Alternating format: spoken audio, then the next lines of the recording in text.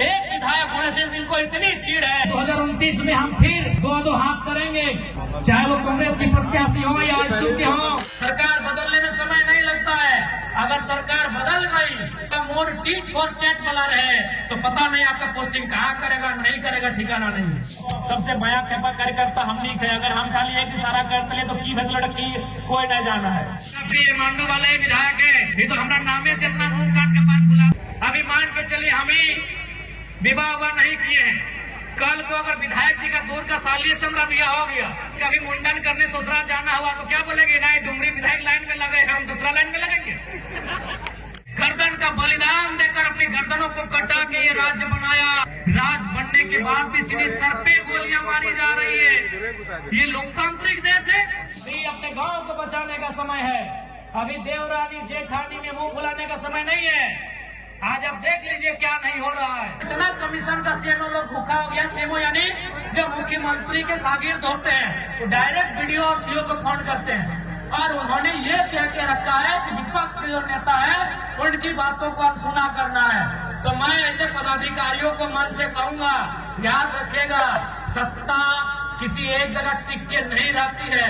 इसलिए आप जो ईमानदारी पूर्वक काम उसको करिए, नहीं तो सत्ता बदलती है। और हम चाहेंगे कि जब सत्ता बदले तो आप लोग इतना अनसुना मत कीजिए जनता को कि आपको फिर बदलने के लिए जगह नहीं मिलेगा।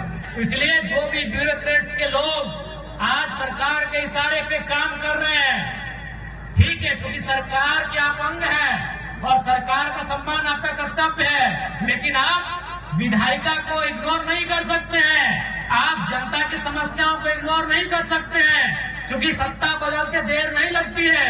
और जब सत्ता बदलेगी, क्या पता जब सत्ता बदलेगी और उसमें अगर कोई टीट फॉर टैट वाला नेता आ जाए तो दिक्कत होगा।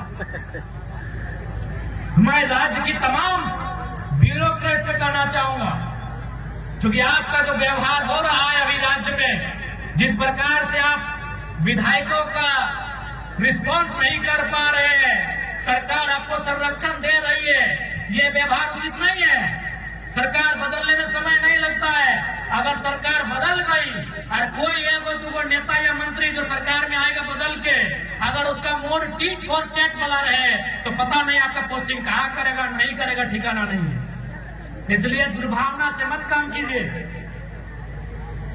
ठीक है, अगर मुख्यमंत्री का आप अगर 10 को बात सुनते हैं तो बाकी जो क्षेत्र के जनप्रतिनिधि हैं उनकी कम से कम आधी बातों को सुनने का काम कीजिए, क्योंकि सत्ता एक जगह स्थायी नहीं होती है।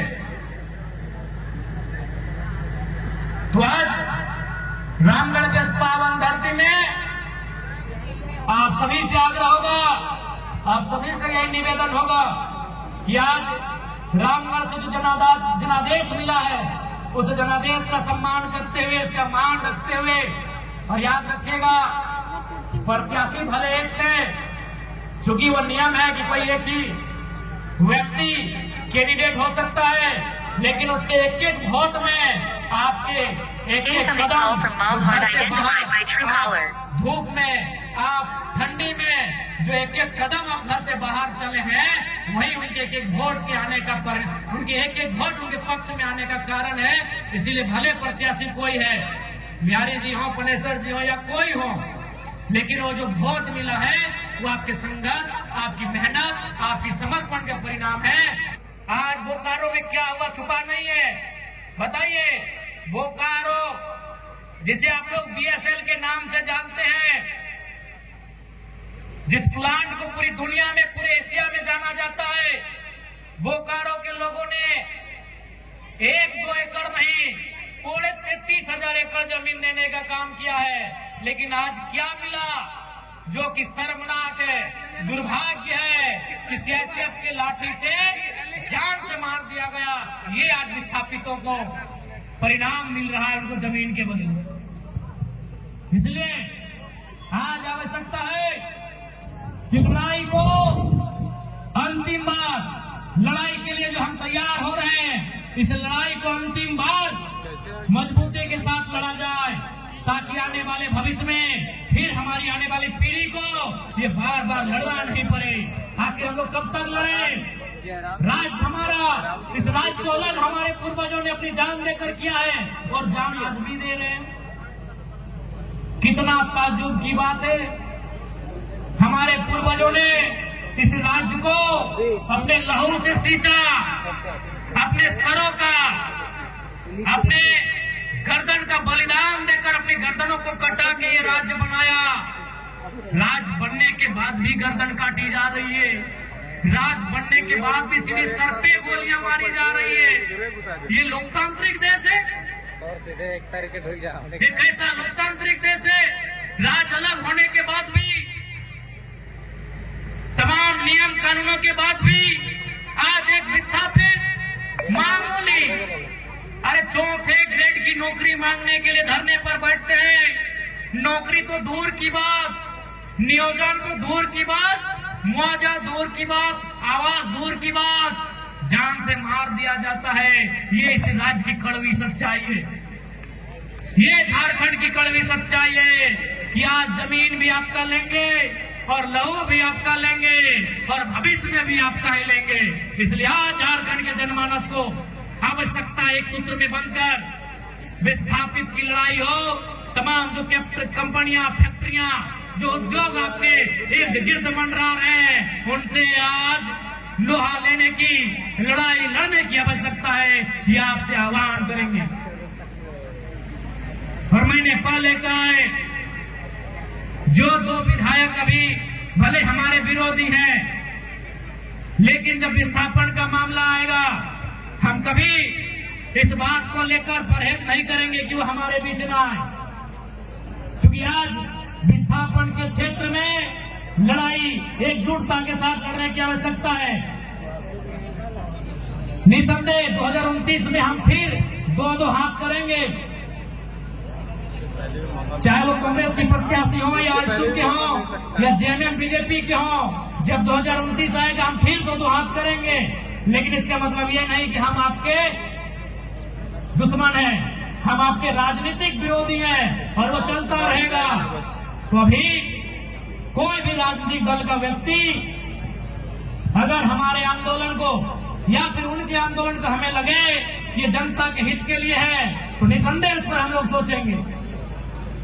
और मैंने पहले ही कहा है कि राजनीति अलग चीज है, समाज अलग है और विस्थापितों का दर्द और समस्या अलग है। आज आपको भी मालूम है कि आज झारखंड में कई विधायक हैं जिनसे हमारी अभी विरोध का भाव है। वो भाव विधानसभा में रहेगा, वो भाव चुनाव में रहेगा, लेकिन इसका मतलब ये नहीं कि वो भाव समाज में रहेगा।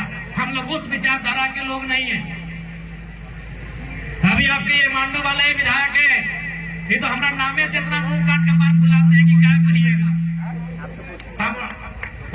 हम मांडो के विधायक जी को कहेंगे कि भाई आपसे हमारी राजनीतिक मतभेद रहेगी, लेकिन सामाजिक मतभेद नहीं है। अभी मान के चलिए हम ही विवाह नहीं किए हैं, कल को अगर विधायक जी का दूर का साली से हमारा ब्याह हो गया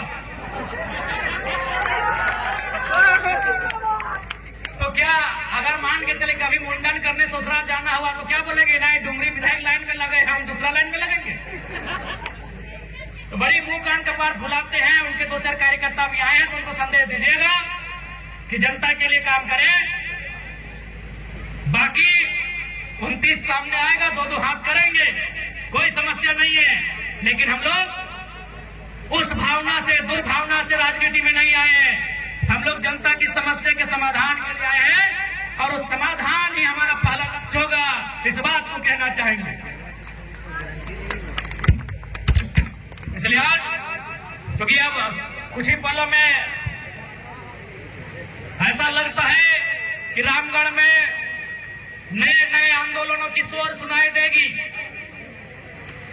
नए नए आंदोलनों का रामगढ़ की धरती में आगाज होगा। इसलिए हम चाहेंगे कि रामगढ़ के तमाम हमारे साथीगण, दीदीगण सभी बैठे और बैठकर निष्कर्ष निकाले। क्योंकि लोगों ने जो हमें वोट दिया है उनसे पूछिएगा, क्या उन्होंने हमें विधायक बनाने के लिए वोट दिया है? नहीं, उन्होंने हमें इसलिए वोट दिया है कि उनको लगता है इनको वोट देंगे तो हमारे हक अधिकार की रक्षा होगी। इसलिए आज चुनाव पार हो चुका है, अब हमें भी आपसी जो अंतःकलह है उसे दूर करते हुए चाहिए कि रामगढ़ में जो नई रूपरेखा तैयार होगी आंदोलन को लेकर उसे धार दिया जाए। मैं आपसे यह आह्वान करूंगा। चूंकि समय फिर हमें डुमरी वापस जाना, आज लगभग बहुत सारे कार्यक्रम हैं और ये आपकी दुआ है, आपकी प्रार्थना है कि हम लोग इतना दौड़ पा रहे हैं। हमारी जगह शायद कोई दूसरे विधायक होते ही अपनी प्रशंसा नहीं कर रहे हैं तो शायद वो बेड रेस्ट में होते। एक दिन में 4-5 जिला में जाके उपस्थित होना आसान काम नहीं होता है। अभी रामगढ़ जिला मांडो, फिर गोमिया होके निकलेंगे, बिशुनगढ़, बेरमो, डुमरी होते हुए टुंडी, बागमारा। एक दिन में औसत 7-8 विधानसभा का चक्कर काटना पड़ता है, क्योंकि लोगों ने अपेक्षा के साथ वोट दिया है। और हम लोग जितनी रात तक सामर्थ्य रहता है, 2-3 बजे रात तक भी संभव है तो हम लोग प्रयास करते हैं उनका समस्या अगर है तो सुने, वहां खड़ा हो।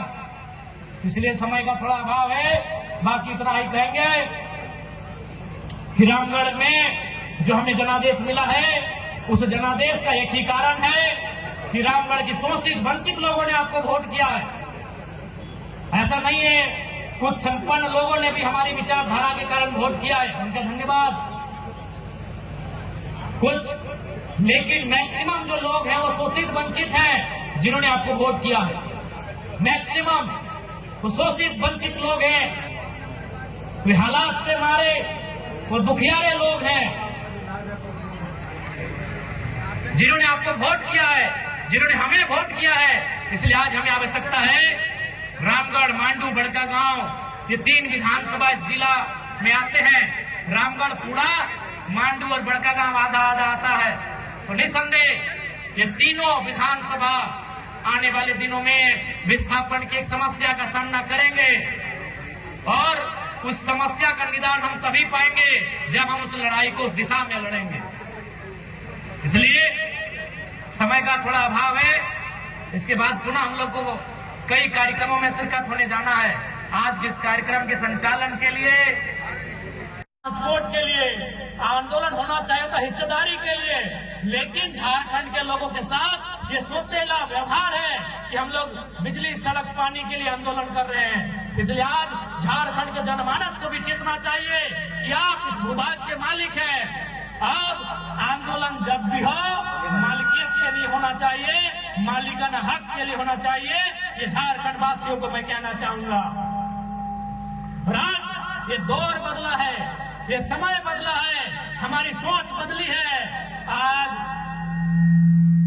कुछ दिन पहले गोला की बहन लोग थी, कितना सुंदर रूप से अफसर के सामने आंख से आंख मिलाकर बात कर रहे थे कि नहीं? तो ये तो इस दौर को हमने बदला है। भले हम लोग श्रेय लेना पसंद नहीं करेंगे, लेकिन ये सच्चाई है कि राजनीति में जयराम महतो के एंट्री से ये तो हुआ है कि 16, 15, 17 साल की लड़कियां भी जीएम रैंक के अधिकारी से आंख मिला के बात कर पा रही हैं। ये हुआ है, इसको मानना होगा। अधिकारियों से बात करने में हमें संकोच लगता था। उन्हें हम माई बाप करके बात करते थे, सर करके बात करते थे। आज ये दौर आया है कि हम आंख दिखा के बात करते हैं, रवाब से बात करते हैं और उन्हें बताते हैं यूर सर्वेंट। हम उन्हें बताते हैं ये तो बदला हुआ है। और इतना तो जरूर कहेंगे, जितना जेल कैंप के विधायकों की संख्या बढ़ेगी, जितना जेल कैंप पार्टी मजबूत होगा, इस राज्य में यहाँ के लोगों का हक अधिकार को उतनी मजबूती मिलेगी। ये आपको कहना चाहेंगे। पहले कोई भी घटना होती थी मजदूरों के साथ तो क्या होता था, क्या नहीं होता था, कोई नहीं जानता है। आज अगर एक मजदूर को खरोच भी आता है तो उसके लिए एक जोरदार आंदोलन होती है, जोरदार लड़ाई होती है और कंपनी को बाध्य होकर मुआवजा देना पड़ता है। एक सा माहौल क्रिएट हुआ है। हाँ बिल्कुल, गंगा में तो हमारे भाई लोग तो है ही, हमारी दीदी लोगों ने अच्छा खासा मोर्चा संभाला है। जी हाँ, हमारी दीदियों ने रामगढ़ और मांडू में जो मोर्चा संभाला है वो बिल्कुल प्रशंसा के योग्य है। और बाकी जो हमारी बहनें हैं उन्हें भी सीखने की आवश्यकता है।